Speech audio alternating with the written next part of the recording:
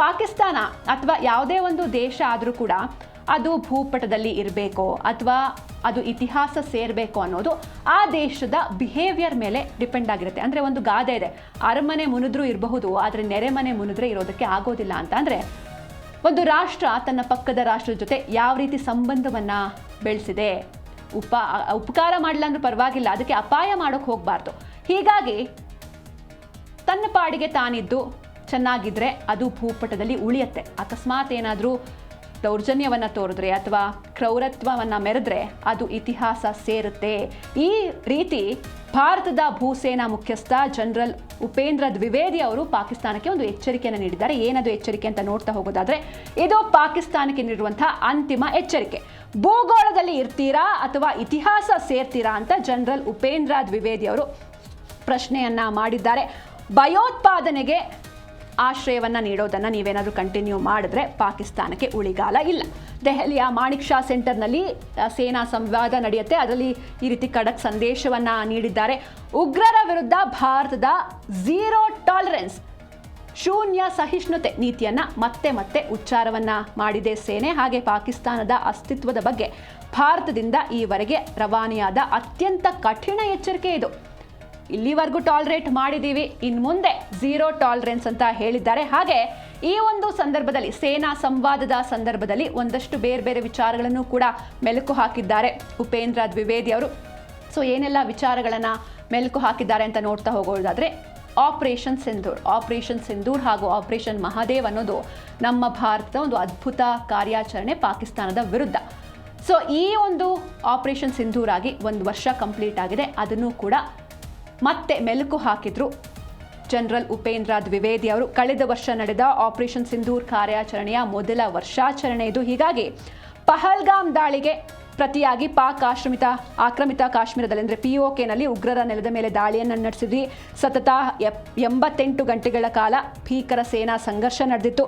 ಪಾಕಿಸ್ತಾನ ಏನಾದರೂ ಮತ್ತೆ ತಪ್ಪು ಮಾಡಿದ್ರೆ, ಒಂದು ಬಾರಿ ಪಾಠ ಕಲಿಸಿದ್ದೀವಿ, ಮತ್ತೇನಾದ್ರು ತಪ್ಪು ಮಾಡಿದ್ರೆ ಕಂಪ್ಲೀಟ್ ಆಗಿ ನಿರ್ನಾಮ ಆಗುತ್ತೆ ಅನ್ನೋ ಎಚ್ಚರಿಕೆಯನ್ನು ನೀಡಲಾಗಿದೆ. ಹಾಗೆ ಗಡಿಯಾಚೆಗಿನ ಭಯೋತ್ಪಾದನೆಗೆ ಅದೇ ಭಾಷೆಯಲ್ಲಿ ನಾವು ಕೂಡ ಉತ್ತರವನ್ನು ನೀಡ್ತೇವೆ, ನೀವು ಅಟ್ಯಾಕ್ ಮಾಡಿದ್ರೆ ನಾವು ಕೂಡ ಅಟ್ಯಾಕ್ ಮಾಡ್ತೀವಿ ಅಂತ ಎಚ್ಚರಿಕೆಯ ಸಂದೇಶವನ್ನು ನೀಡಲಾಗಿದೆ. ಈ ಒಂದು ಪ್ರೋಗ್ರಾಮ್ನಲ್ಲಿ ಸೇನಾ ಸಂದೇಶ ಎನ್ನುವಂಥ ಒಂದು ಕಾರ್ಯಕ್ರಮದಲ್ಲಿ ಮೊದಲನೇದಾಗಿ ಪಾಕಿಸ್ತಾನಕ್ಕೆ ಎಚ್ಚರಿಕೆಯನ್ನು ನೀಡಿದರು. ಹಾಗೆ ಮತ್ತೊಂದು ಕಡೆ ಆಪರೇಷನ್ ಸಿಂಧೂರ್ನು ಕೂಡ ನೆನಪಿಸಿಕೊಂಡಿದ್ದಾರೆ. ಆಕ್ರಮಣಕಾರಿಯಾಗೇ ನಾವು ರಿವೆಂಜ್ನ ಕೊಡ್ತೀವಿ ಅಂತ ಹೇಳಿದ್ದಾರೆ. ಹಾಗೆ ಮತ್ತೊಂದು ಕಡೆ ರಕ್ಷಣಾ ಸಚಿವರು ಕೂಡ ಹಿಸ್ಟ್ರಿ ಪಾಠ ಮಾಡಿದ್ದಾರೆ. ಹಿಸ್ಟ್ರಿ ಪಾಠ ಅಂದ್ರೇನು, ಇತಿಹಾಸ ಸೇರ್ತೀರಾ ಅಂತ ಪಾಕಿಸ್ತಾನಕ್ಕೆ ಒಂದು ಎಚ್ಚರಿಕೆಯನ್ನು ನೀಡಿದ್ದಾರೆ. ಅದನ್ನು ಕೂಡ ನೋಡ್ತಾ ಹೋಗೋಣ. ರಕ್ಷಣಾ ಸಚಿವರಿಂದಲೂ ಹಿಸ್ಟ್ರಿ ಪಾಠ, ಏನೆಲ್ಲ ವಿಷಯಗಳನ್ನು ಇವರು ಹೇಳಿದ್ದಾರೆ, ಏನೆಲ್ಲ ಯಾವ ರೀತಿ ಎಚ್ಚರಿಕೆಯನ್ನು ಕೊಟ್ಟಿದ್ದಾರೆ ಪಾಕಿಸ್ತಾನಕ್ಕೆ ಅಂತ ನೋಡ್ತಾ ಹೋಗೋಣ ಒಂದೊಂದಾಗಿ. ಗುಜರಾತ್ನ ಸರ್ಕ್ರೀಕ್ನಲ್ಲಿ ಪಾಕಿಸ್ತಾನಕ್ಕೆ ರಾಜನಾಥ್ ಸಿಂಗ್ ಒಂದು ಎಚ್ಚರಿಕೆಯನ್ನು ನೀಡಿದ್ದಾರೆ. ಕಳೆದ ಬಾರಿ ಉಪೇಂದ್ರ ದ್ವಿವೇದಿ ಅವರು ಎಚ್ಚರಿಕೆಯನ್ನು ನೀಡಿದ್ರು, ಈಗ ತಾನೇ ನೋಡಿದ್ವಿ. ಇದೀಗ ರಕ್ಷಣಾ ಸಚಿವರು ಕೂಡ ಒಂದು ಎಚ್ಚರಿಕೆಯನ್ನು ನೀಡಿದ್ದಾರೆ. ಅತಿಕ್ರಮಣ ಮಾಡೋದಕ್ಕೆ ಟ್ರೈ ಮಾಡಿದ್ರೆ ಪಾಕಿಸ್ತಾನದ ಇತಿಹಾಸ ಭೂಗೋಳ ಎರಡೂ ಕೂಡ ಚೇಂಜ್ ಆಗುತ್ತೆ ಅಂತ ಹೇಳಿದ್ದಾರೆ. ಭಾರತ ಇನ್ನು ಮುಂದೆ ಸಹಿಸಿಕೊಳ್ಳುವ ದೇಶವಲ್ಲ, ಬದಲಿಗೆ ಹೊಡೆದು ಬುದ್ಧಿ ಕಲಿಸುವಂಥ ದೇಶ. ಟಾಲರೆನ್ಸ್ ಮುಗ್ದೋಯ್ತು, ಇಲ್ಲಿವರೆಗೂ ಟಾಲರೇಟ್ ಮಾಡಿದ್ವಿ, ಆದರೆ ಇನ್ನು ಮುಂದೆ ಹೊಡೆದು ಬುದ್ಧಿ ಕಲಿಸುವಂತಹ ದೇಶ. ಇಸ್ಲಾಮಾಬಾದ್ನ ನುಸುಳುಕೋರರ ತಂತ್ರಕ್ಕೆ ಗಡಿಯಲ್ಲಿ ಭಾರತ ಬಿಗಿ ಕಾವಲನ್ನ ಹಾಕೊಂಡಿದೆ. ಸೇನಾ ಮುಖ್ಯಸ್ಥರು ಹಾಗೂ ರಕ್ಷಣಾ ಸಚಿವರ ಏಕದನಿ ಪಾಕಿಸ್ತಾನಕ್ಕೆ ಆತಂಕದ ಕರೆಯಾಗಿದೆ. ಪಾಕಿಸ್ತಾನ ಇನ್ನಾದರೂ ಎಚ್ಚೆತ್ತುಕೊಳ್ಳುತ್ತಾ ಅಥವಾ ತನ್ನ ಹಳೆ ಚಾಳಿಯನ್ನೇ ಕಂಟಿನ್ಯೂ ಮಾಡುತ್ತಾ? ಯಾಕಂದರೆ ಮತ್ತೇನಾದರೂ ಹಳೆ ಚಾಳಿಯನ್ನೇ ಕಂಟಿನ್ಯೂ ಮಾಡಿದ್ರೆ ಸರಿಯಾಗೇ ಆಕ್ರಮಣ ಮಾಡ್ತೀವಿ, ನೀವು ಇತಿಹಾಸ ಸೇರಬೇಕಾ ಅಥವಾ ಇರಬೇಕಾ ಗ್ಲೋಬಲ್ಲಿ, ಅದು ನಿಮ್ಮ ಬಿಹೇವಿಯರ್ ಮೇಲೆ ಡಿಪೆಂಡ್ ಆಗುತ್ತೆ. ಇನ್ನು ಮುಂದೆ ಏನಾದರೂ ಮತ್ತೊಮ್ಮೆ ಈ ರೀತಿ ಘಟನೆಗಳು, ಪಹಲ್ಗಾಮ್ನಲ್ಲಿ ನಡೆದಂಥ ಭೀಕರ ಘಟನೆ ಯಾರೂ ಕೂಡ ಮರೆಯೋದಕ್ಕೆ ಸಾಧ್ಯನೇ ಇಲ್ಲ. ಅಲ್ಲಿ ಹೋದಂಥ ಪ್ರವಾಸಿಗರ ಮೇಲೆ ಹತ್ಯೆ ಆಗಿತ್ತು. ಸೊ ಈ ರೀತಿ ಮತ್ತೆ ಕಂಟಿನ್ಯೂ ಆದರೆ ಭೀಕರ ದಾಳಿ ಆಗುತ್ತೆ ಅಂತ ಎಚ್ಚರಿಕೆಯನ್ನು ನೀಡಿದ್ದಾರೆ. ಹಾಗೆ ಮತ್ತೊಂದು ಆಘಾತಕಾರಿ ವಿಷಯ ಅಂತ ಅಂದರೆ, ಭಾರತ ಹಾಗೂ ಪಾಕಿಸ್ತಾನದ ನಡುವೆ ಸಶಸ್ತ್ರ ಸಂಘರ್ಷದ ಭೀತಿ ಕೂಡ ಎದುರಾಗ್ತಾ ಇದೆ. ಯಾಕೆ ಈ ರೀತಿ ಭೀತಿ ಎದುರಾಗಿದೆ? ಆಪರೇಷನ್ ಸಿಂಧೂರ್ ಯಶಸ್ವಿಯಾಗಿ ಕಂಪ್ಲೀಟ್ ಮಾಡಿದ್ವಿ, ಆಪರೇಷನ್ ಮಹಾದೇವ್ ಆಯಿತು, ಯಾವ ರೀತಿ ಅವರು ನಮಗೆ ಅಟ್ಯಾಕ್ ಮಾಡಿದ್ರು, ಪ್ರವಾಸಿಗರನ್ನ ನೀನು ಹಿಂದೂನಾ ಅಂತ ಧರ್ಮವನ್ನು ಕೇಳಿ ಹೊಡೆದು ಕೊಂದಿದ್ರು. 26 ಮಂದಿಯನ್ನು ಸಾಯಿಸಿದ್ರು. ಅದರಲ್ಲಿ ನಮ್ಮ ಕನ್ನಡಿಗರು ಕೂಡ ಇದ್ರು, ಭರತ್ ಭೂಷಣ್ ಹಾಗೆ ಮಂಜುನಾಥ್, ಬೆಂಗಳೂರು ಮೂಲದ ಭರತ್ ಭೂಷಣ್ ಹಾಗೆ ಶಿವಮೊಗ್ಗ ಮೂಲದ ಮಂಜುನಾಥ್ ಕೂಡ ಇದ್ರು. ಅದಕ್ಕೆ ಪ್ರತಿಯಾಗಿ ನಾವು ಕಾರ್ಯಾಚರಣೆಯನ್ನು ನಡೆಸಿದ್ವಿ. ಇದೀಗ ಮತ್ತೆ ಭಾರತ ಹಾಗೂ ಪಾಕಿಸ್ತಾನದ ನಡುವೆ ಸಶಸ್ತ್ರ ಸಂಘರ್ಷದ ಭೀತಿ ಎದುರಾಗ್ತಾ ಇದೆ. ಯಾಕಿದು? ಅಮೆರಿಕಾದ ಕೌನ್ಸಿಲ್ ಆನ್ ಫಾರಿನ್ ರಿಲೇಷನ್ಸ್ನಿಂದ ಈ ರೀತಿ ಒಂದು ಆತಂಕಕಾರಿ, ಕಳವಳಕಾರಿ ವರದಿ ಸಿಗ್ತಾ ಇದೆ.